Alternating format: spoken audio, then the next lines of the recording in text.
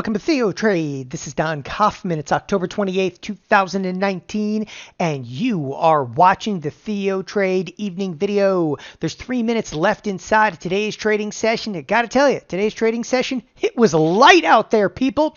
The S&Ps, well, here, let me highlight this for a second. We're not even going to do a million S&P contracts. For the most part, you could pretty much break down this entire trading session to a little bit of what we term positive drift on extraordinarily light volume. Hey, I don't want to discount the fact that the S&P is kind of cracked into all-time high territory, okay?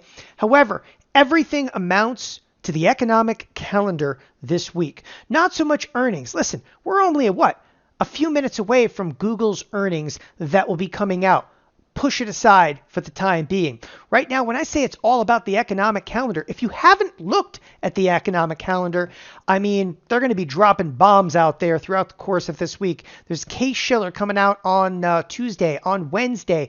Where do you want to begin? Obviously, we have an FOMC meeting, which I'll cover here momentarily. There are bond auctions. There's Bank of Canada. There's Bank of Japan. Then on Thursday, we actually have first look at GDP. I mean, even Thursday is just packed, filled on the economic calendar. Then, of course, on Friday, we get PMI manufacturing, okay? We've actually got ISM numbers, employment situation, CPI comes out. This is not actually US CPI. Nevertheless, okay, an absolutely packed economic calendar. So for the time being, yeah, sure, I'm going to trade a couple of earnings and earnings announcements as this week progresses.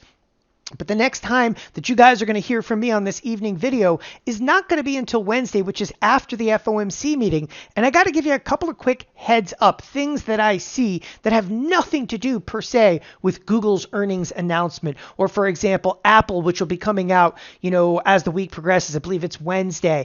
All right, push it all aside for just a moment. If you want to know what's going to be moving markets, listen, yeah, again, the market's cracking into all-time high territory over here. Again, I'm even pushing that aside. There's one, overwhelming aspect that I think that you need to be mindful of. And whatever your risk might be, whether you're bullish, whether you've got bearish positions on, I'm telling you, this week, wrap your risk tight. On the weekend video, I had kind of pronounced, hey, listen, there's going to be a bit of a transition back to more volatile times. Now, volatile times doesn't necessarily designate per se that the marketplace is going to tank, but we're going to see some fairly tumultuous moves throughout the course of this week. And apparently, I'm not the only one that believes that. Well, who else believes that? What I want you to look at for just a moment here are volatility products, because we have a very unusual occurrence. Again, only some of the more experienced traders are going to pick up on this. Number one, the S&Ps, they're going to close up 0.6%. The NASDAQ's going to close up a full percent. Push it aside for a second.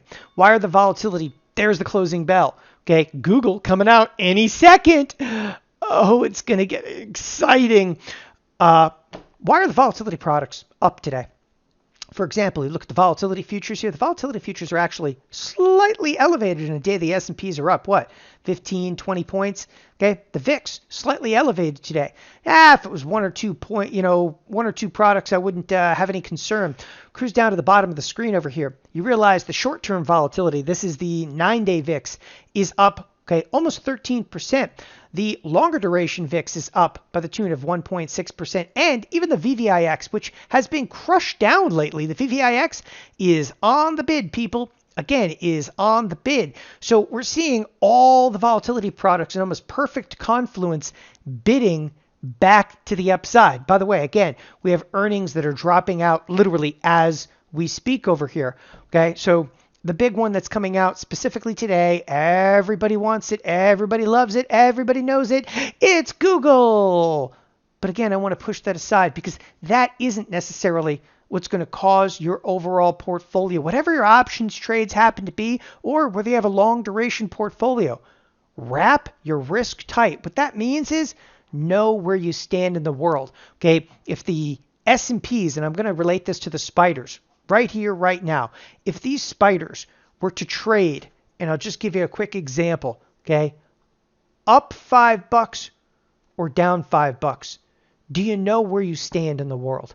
It's imperative on a week like this with an economic calendar that is literally going to be dropping, announcement after announcement after announcement. That doesn't even include possibility of tweets and trade war discussion. Okay. Know where you stand, because I'm telling you, from where I'm sitting right now, and this is not per se a bearish take. Okay. And I don't want you to perceive it that way. Yes, I have bearish positions on. I don't mind telling anybody, especially in a day that the marketplace is up. Me, okay, in this one portfolio, I'm sitting with negative delta. How much negative delta? Negative about 1,500, okay, SPY deltas. Negative 1,500 spider deltas. So in a day the S&Ps are up too, I'm not doing wonderful, but I'm comfortable with my risk. I know what my risk is. I know precisely what my risk is. And the point of me telling you this is, listen, the markets see something. Otherwise, your volatility products, well, they would not necessarily be elevated. Maybe the Fed does have a lot to do with this, okay? And we'll take a quick glance at that. So speaking of the Fed, they're coming.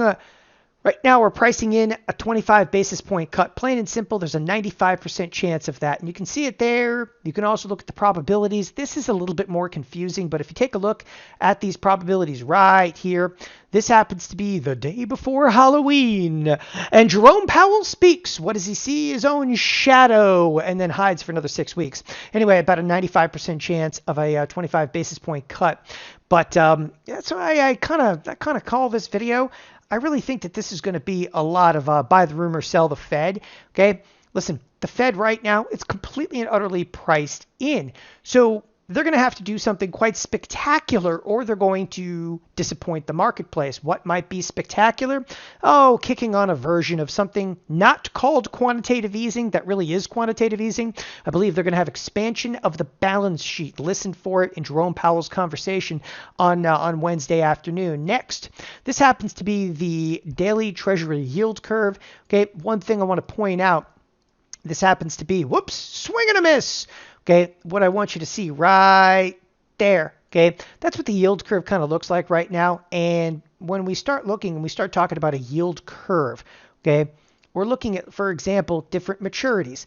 And those different maturities right up here, you got 1 month, 2 month, 3 month, okay, by the Fed effectively lowering interest rates, they're lowering the shorter end of the curve.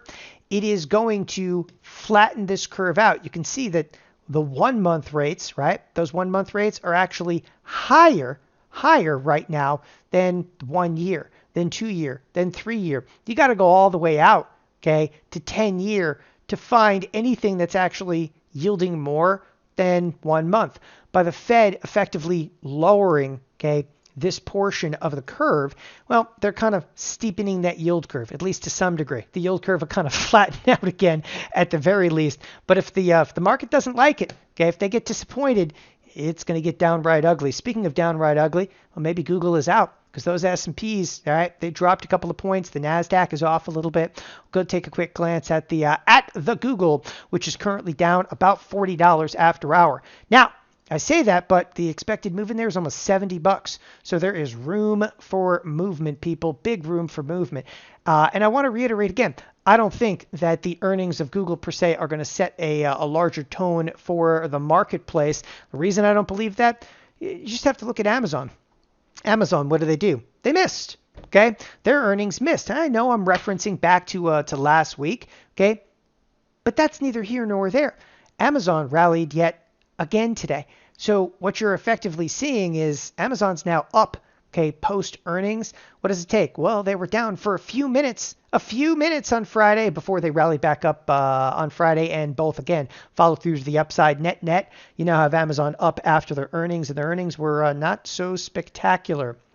Nevertheless, Google here, the after hours is all over the place, but down mildly at this point. The bid offer spread is so wide right now in Google, you could drive a truck through it. Don't be surprised to see this little monkey be rallying at some point. So again, it's all about the economic calendar. It's all about the FOMC meeting. And as I was saying, the FOMC, they better come out and they better do something spectacular, okay? Because again, traders right now are buying volatility into this. Okay, traders, it's evident that they see risk. There's no question about that. It's where that risk is ultimately going to play out in this marketplace. You can also see apprehension specifically inside of the financials. Okay, the financials themselves, the XLF, which did rally today but well off the highs of the trading session. Take a look, okay, at the differential between front month volatility and some of the back month volatility. We're 19.2% versus 16.12%. Okay, on a 50-cent expected move, I will succumb to the idea that we're going to move a lot more than 50 cents inside of the financials throughout the course of this week.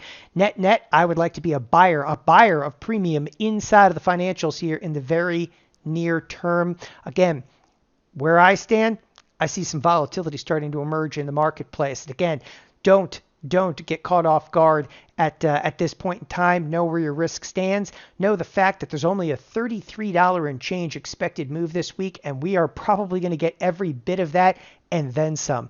Thanks everybody for joining us here at TheoTrade. Have a wonderful evening. Bye-bye.